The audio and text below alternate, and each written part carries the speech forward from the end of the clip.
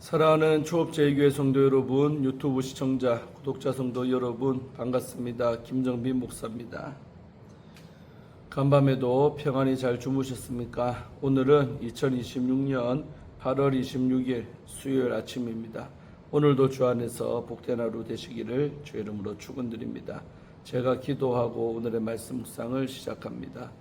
하나님 감사합니다. 간밤에도 저희들 지켜주시고 또 이렇게 좋은 날, 새로운 날 허락하여 주셔서 감사합니다. 오늘도 우리를 살게 하셨으니 우리에게 주어진 이 하루를 하나님의 뜻대로 영광 올려드리며 살아가는 저희가 되게 하여 주시고, 이 시간도 그리하려고 하나님 말씀을 먼저 묵상하오니 하나님 말씀을 묵상할 때 나를 향한 주님의 음성을 듣게 하시고, 나를 향한 아버지의 마음을 느끼게 하시고, 나를 향한 아버지의 뜻이 무엇인지 분별해서 깨달을 수 있도록 지혜를 베풀어 주옵소서. 주께서 우리와 함께 하실 줄로 믿습니다. 예수님 이름으로 간절히 축복하며 기도하옵나이다. 아멘.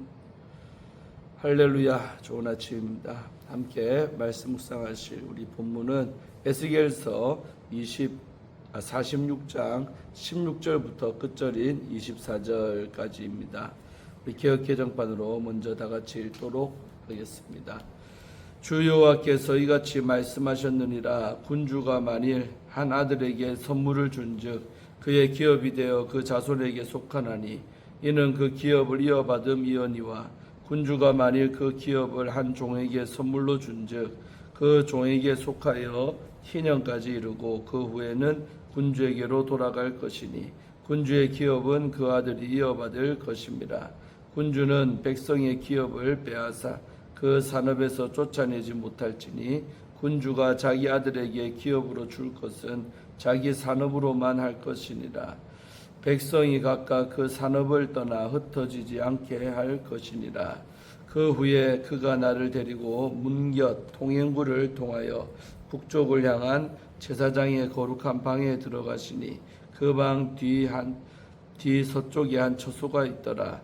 그가 내게 이르시되 이는 제사장이 속건제와 속죄제 희생제물을 삶으며 소제제물을 구울 처소니 그들이 성물을 가지고 바깥들에 나가면 백성을 거룩하게 할까 함이니라 하시고, 나를 데리고 바깥들로 나가서 나를 뜰 네 구석을 지나가게 하시는데, 본즉 그 뜰 매 구석에 또 뜰이 있는데 뜰의 네 구석 안에는 집이 있으니 길이는 40척이요 너비는 30척이라.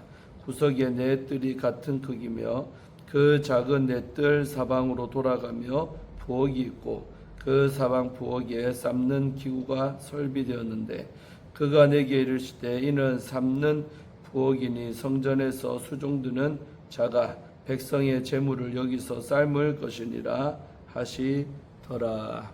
아멘. 할렐루야. 오늘도 먼저 우리 주의할 때 은혜 받으시기를 바랍니다.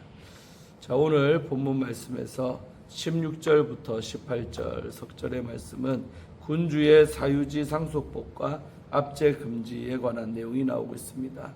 이 단락은 통치자가 토지를 어떻게 상속할 수 있는지를 규정하고 있습니다. 이스라엘에서 토지는 근본적으로 하나님의 소유이며 이 원칙은 희년 정신에 의해 지켜져 왔습니다. 성전과 땅 사이의 긴밀한 연관성이 이 확신을 더욱 강화합니다. 군주는 자신의 토지 일부를 아들에게 물려줄 수가 있습니다.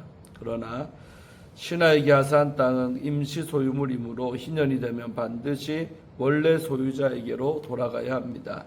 나아가 군주는 백성이 조상 대대로 물려받은 토지를 함부로 빼앗을 수가 없습니다. 하나님은 희년의 하나님, 곧 자유와 해방의 하나님이십니다. 다음으로 16절, 17절 두 절의 말씀은 군주의 상속 규례가 나오고 있습니다. 16절, 17절은 새 시대의 군주가 자신에게 합법적으로 주어진 사유지, 45장 7절, 8절에서 할당받은 땅을 말합니다. 이 사유지를 상속할 때 반드시 지켜야 할 상속 규례를 밝히고 있습니다. 이 규례의 핵심 목적은 군주의 재산이 엉뚱한 방향으로 영구히 유출되는 것을 막는 데 있습니다. 군주가 친아들에게 땅을 물려주는 경우 그 상속은 영구적으로 유효합니다. 그러나 신하에게 땅을 하사한 경우는 다릅니다. 그 토지는 희년까지만 그 신하의 것이며 희년이 되면 반드시 군주 가문으로 환원되어야 합니다. 17절의 내용이죠. 군주가 광대한 토지를 소유하는 것은 예배의 후원자로서 제의를 돕기 위함입니다. 따라서 군주는 이 땅을 자신의 신복이나 군사들에게 영구히 하사하는 방식으로 사유화할 수 없습니다. 희년의 원칙을 왕위의 재산권 행사에도 적용해서 국가의 부가 소수 권력층에게 집중되는 구조적인 타락을 원천적으로 차단한 것입니다. 18절 한 절 말씀은 백성의 기업 보호에 관한 말씀 나오죠. 18절은 앞서 45장 8절과 9절에서 제기된 문제를 다시 꺼내면서 사회적, 경제적 약자를 보호하는 규범을 제시합니다. 군주는 어떠한 경우에도 백성의 기업을 강제로 빼앗아 그들을 삶의 터전에서 내쫓아서는 안 됩니다. 이 조항은 군주가 권력을 이용해서 타인의 토지를 부당하게 차지하려는 유혹에 빠지지 않도록 미연에 방지하는 장치입니다. 그 대표적 반면교사가 북이스라엘의 아합 왕이 권력으로 나봇의 포도원을 강탈하고 그를 죽인 사건입니다. 새 시대의 군주는 포로기 이전의 왕들이 저질렀던 권력 남용을 교훈 삼아 철저하게 율법의 통제 아래 놓이게 됩니다. 군주가 아들에게 토지를 주고 싶다면 반드시 자신에게 할당된 영토 안에서만 상속해야 합니다. 본문은 마지막으로 백성이 각각 그 산업을 떠나 흩어지지 않게 할 것이니라고 선언합니다. 언약 공동체를 유지하는 하나님의 공의는 바로 이것, 곧 사회적 약자들의 생존권인 토지를 지켜주는 데 있습니다. 19절에서 24절까지의 내용은 성전 부엌에 관한 말씀이 나오죠. 19절에서 20절과 21절에서 24절은 제사장 골방과 자연스럽게 연결이 됩니다. 이 두 단락은 제사 규정 전체를 마무리하는 역할을 합니다. 하나님이 계신 곳에 거룩함을 온전히 유지하기 위해서 제사장들이 제물을 삶거나 굽는 부엌이 별도로 마련되어 있습니다. 19절에서 20절에 세부적으로 살펴보면 19절, 20절 내용은 제사장 전용 거룩한 부엌이 나오고 있습니다. 19절부터는 다시 성전 건축물로 시선이 돌아옵니다.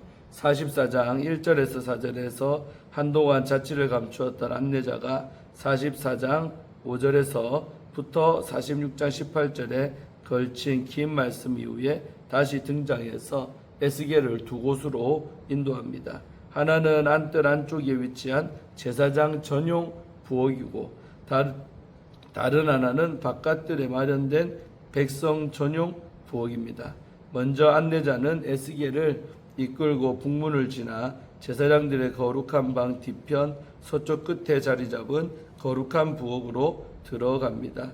이 안뜰 부엌의 주된 용도는 제사장들이 지극히 거룩한 제물, 곧 속건제, 속죄제, 소제물을 삶거나 굽는 것입니다. 20절은 이 부엌이 안뜰 깊숙이 철저히 격리되어야 하는 이유를 설명합니다.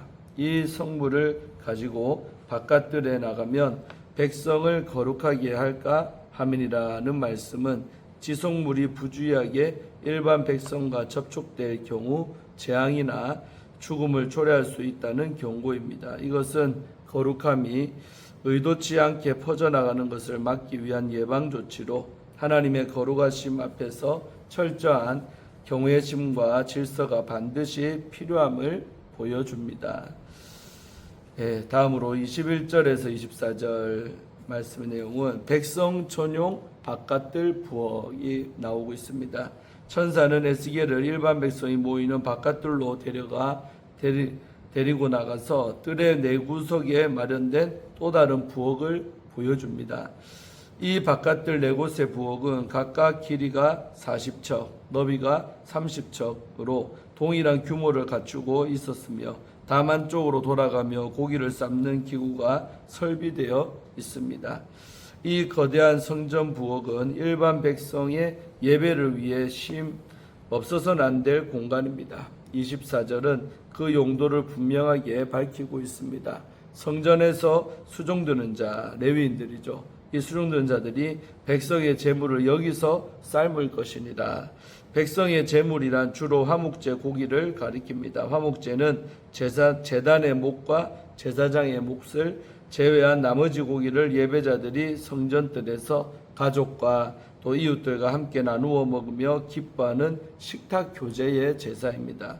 레위인들은 이 넓은 바깥들 부엌에서 백성을 대신해 고기를 삶아 줌으로써 백공동체의 축제를 섬겼습니다. 제사장용 부엌과 백성용 부엌의 구별은 거룩함의 단계적 분리와 보호를 수행합니다. 제단에서 태워지는 연기가 하나님의 몫이라면 부엌에서 조리된 고기는 하나님과 백성 그리고 사역자들이 한 상에서 먹고 마시는 친교와 화목의 상징입니다. 47장의 강물이 만물을 소생시키는 생명의 역사라면 46장의 부엌은 하나님이 주시는 구체적인 양식과 또 만족이 공동체의 실잠을 보여줍니다. 또한 부엌은 성전 내부의 질서와 양식을 확립합니다. 새 성전은 하나님의 범접할 수 없는 거룩함을 철저히 수호하는 동시에 풍성한 식탁 교제의 은혜를 완벽하게 조화시켜 놓은 구원의 공간입니다. 아멘. 오늘 주예가 좀 어렵습니까? 자, 우리 이어서 주예는 마쳤고 소유와 관계를 통해 드러나는 성도의 믿음이라는 주제를 가지고 말씀을 나눌 때 은혜 받으시기를 바랍니다. 오늘 본문은 군주의 제상과 또 성전 부엌에 관한 규례를 기록합니다. 이 규례들을 통해 참된 예배는 하나님께 드리는 예배만이 아니라 소유를 대하는 태도와 다른 사람과의 관계에서도 드러남을 알 수가 있습니다. 이 원리가 성도의 삶에는 어떻게 적용될 수 있을까요? 첫째로 우리가 가진 것이 하나님의 소유임을 인정해야 합니다. 16절 17절 중심으로 보면 하나님은 군주가 자기 아들들에게 기업을 줄 경우와 신하들에게 기업을 줄 경우를 구분합니다. 군주가 아들에게 준 기업은 그 자손에게 영구적으로 속합니다. 그러나 신하에게 준 기업은 희년이 되면 군주에게 돌아옵니다. 우리가 가진 것은 영원히 내 것으로 소유할 수가 없으며 모든 것이 하나님의 소유임을 인정하는 태도가 하나님의 백성이 가져야 할 믿음의 자세입니다. 우리는 자신이 소유한 것이 내가 수고하여 내 노력으로 얻은 것이라고 생각하기가 쉽습니다. 더 많이 쌓고 더 오래 붙들수록 삶이 안전해진다고 느낍니다. 그러나 희년의 땅이 본래 주인에게 돌아갔듯이 우리가 가진 모든 것도 하나님께로부터 온 것입니다. 내가 가진 것이 하나님의 것임을 인정하는 순간 그것을 쥐고 있던 손이 열리기 시작합니다. 소유를 하나님의 것으로 인정하며 그것을 하나님의 뜻대로 사용하시는 성도가 되기를 축원합니다. 둘째로 다른 사람의 것을 탐내는 마음은 죄입니다. 18절 말씀입니다. 18절 중심으로 보면 하나님은 군주가 백성의 기업을 빼앗아 그들을 산업에서 쫓아내서는 안 된다고 분명하게 경고합니다. 이 금지 규례는 탐욕이 하나님의 공동체를 무너뜨리는 치명적인 죄임을 알려줍니다. 나봇의 포도원을 빼앗았던 아합이 그 대표적인 예입니다. 아합은 나봇의 포도원을 탐냈고 결국 거짓 증인을 세워서 나봇을 죽이고 또 그 포도원을 차지했습니다. 탐욕은 단순한 도덕적 실패가 아니라 예배의 진정성을 무너뜨리는 죄입니다. 오늘 우리의 삶의 자리에서도 탐욕을 자극하는 유혹거리가 많습니다. 다른 지체의 성공을 기뻐하지 못하고 내가 더 많이 가지기를 원하는 마음이 우리 안에 자리합니다. 그 마음이 있는 한 하나님 앞에 나아가는 예배는 흔들립니다. 탐욕을 내려놓고 하나님 앞에서 깨끗한 마음으로 예배하는 성도가 되시기를 축원합니다. 셋째로 참된 예배는 하나님을 향한 경건과 성도와의 관계를 통해 이루어집니다. 우리 19절에서 24절 중심으로 보시면 안내자가 에스겔을 제사장들에게 속한 거룩한 방으로 인도했습니다. 그곳에서 제사장들은 속죄제와 속건제 제물을 삶고 소제물을 구웠습니다. 거룩한 제물이 바깥들로 나가 백성과 접촉하지 않도록 하기 위함이었습니다. 바깥들 네 모퉁이에는 백성의 제물을 준비하는 부엌들이 따로 있었습니다. 여기서 하나님이 거룩한 예배와 백성의 교제를 성전의 중요한 역할로 포함시키셨음을 알 수가 있습니다. 이 모습은 참된 예배가 하나님 앞에서의 경건에만 머물지 않고 사람들 사이의 교제까지 포함하는 것임을 가르쳐 줍니다. 오늘 우리의 삶의 자리에서도 안쪽 부엌과 바깥쪽 부엌이 모두 필요합니다. 우리는 예배 후에 이루어지는 교제의 자리를 번거롭게 생각하기가 쉽습니다. 그러나 하나님은 사람들 사이의 교제도 예배의 일부로 보십니다. 하나님 앞에서의 경건과 사람 사이의 진정한 교제가 함께 이루어지는 성도가 되기를 축복합니다. 성도 사랑하는 우리 초업제일교회 성도 여러분, 유튜브 성도님들, 참된 예배는 소유와 관계를 대하는 태도에서 드러납니다. 우리가 가진 모든 것이 하나님께로부터 왔음을 기억하기를 바랍니다. 또한 믿음의 공동체 안에서 함께 예배하는 지체들과 친밀한 교제를 나누기를 소망합니다. 이렇게 소유와 관계에 관한 건강한 신앙을 통해 세워감으로써 하나님의 선하심이 주변에 전해지기를 간절히 소망합니다. 아멘. 예, 우리 마지막으로 박흥범 목사님이 쓰신 떠남의 시간이라는 책의 일부분을 읽어드리고 마치려고 합니다. 혼자 사는 한 나이 든 분의 집을 방문한 적이 있습니다. 문을 여는 순간 나는 깜짝 놀랐습니다. 작은 아파트의 방 전체가 발 디딜 틈조차 없을 만큼 온갖 잡동사니로 가득 차 있었습니다. 버리지 못한 물건들이 벽을 따라 높이 쌓여 있었고 식탁 위와 의자 위에도 생활용품들이 무질서하게 흩어져 있었습니다. 그 집은 단순히 정리가 안 된 공간이 아니라 삶의 무게와 세월의 흔적이 고스란히 쌓인 공간이었습니다. 충격적이면서 동시에 가슴이 먹먹했습니다. 그 장면은 또한 우리 내면을 비추는 거울과도 같았습니다. 인생을 살다 보면 우리는 무엇을 더 가지느냐 보다 무엇을 어떻게 정리하느냐가 훨씬 더 중요하다는 사실을 깨닫게 됩니다. 젊은 날에는 앞만 보고 달리며 쌓고 모으는데 힘을 기울이지만 세월이 흐를수록 필요한 것은 축적이 아니라 비움과 내려놓음입니다. 정리는 단순히 집안의 물건을 치우는 일이 아니라 삶의 태도를 새롭게 세우는 과정입니다. 정리하지 못하면 마음의 질서도 무너집니다. 물건이 어지럽게 쌓이듯 생각도 뒤엉키고 미련과 집착이 내면의 공간을 가득 메웁니다. 반대로 불필요한 것을 덜어낼 때 마음속에 감사와 평안이 들어설 자리가 생깁니다. 잡동사니로 가득한 집에서 쉬기 어려운 것처럼 미련과 욕심으로 가득한 삶은 영혼의 숨통을 쪼입니다. 정리의 지혜는 영혼을 가볍게 합니다. 성경은 우리가 세상에 아무것도 가지고 온 것이 없음에 또한 아무것도 가지고 가지 못하리니 라고 말합니다. 결국 마지막 떠나는 순간에 남는 것은 물질도 명예도 아닙니다. 오히려 비울수록 더 가볍고 자유롭게 하나님께 나아갈 수 있습니다. 아멘. 예, 이로써 오늘 큐티를 마치겠습니다. 오늘도 주신 말씀을 통해 영적인 아버지의 말씀을 받은 줄로 믿습니다. 말씀 붙들고 승리하는 복된 하루 되시기를 바랍니다. 기도하고 마칩니다. 하나님 감사합니다. 오늘도 이 아침에 하나님 말씀 앞에 서서 말씀을 받게 하심에 감사합니다. 하나님 아버지, 참으로 우리가 가진 모든 것이 다 하나님의 소유임을 인정하며 내 것이라고 욕심부리지 아니하도록 나누고 베풀지 못하는 것이 아니라 하나님의 것이기에 주님 뜻대로 전달하며 잘 살아가는 저희가 되게 하여 주시고, 또한 다른 사람의 것을 탐내지 않도록 우리 안에는 욕심들을 내려놓고 또 쓸데없는 일에 미혹당하지 않도록, 정말 욕심이 있으면 미혹을 당하게 되는데 욕심을 버리면 미혹도 없는 줄로 믿습니다. 그리고 정말 우리의 드린 예배가 참되려면 정말 하나님을 향한 그 경건과 또 성도와의 관계를 통해서 또 이루어짐을 믿습니다.